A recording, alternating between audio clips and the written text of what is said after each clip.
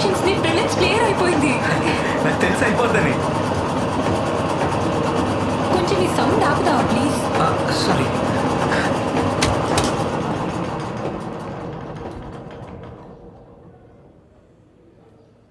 అది ఒక్క నిమిషం ఆగు.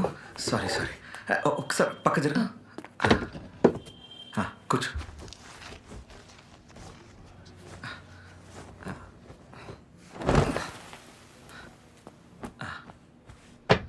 కూర్చో.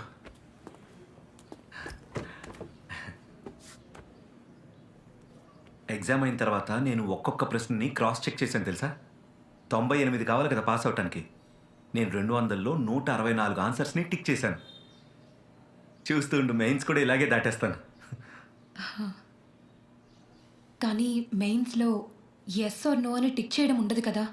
పెద్ద పెద్ద ఆన్సర్స్ రాయాల్సి ఉంటుంది. సరిగ్గా ప్రిపేర్ అవ్వకపోతే టైం సరిపోదు కదా. నాకు తెలుసు, కానీ నేను మేనేజ్ చేసుకుంటాను. ఎలా మేనేజ్ చేసుకుంటావు? పాండే నాకు చెప్పాడు నువ్వు ఇక్కడ 12 నుంచి 15 గంటలు పనిచేస్తావని. ఎలా చేసుకుంటావు మేనేజ్? మనోజ్, నాదొక చిన్న రిక్వెస్ట్. నువ్వు ఇక్కడ పిండి మిల్లో పనుదిలే.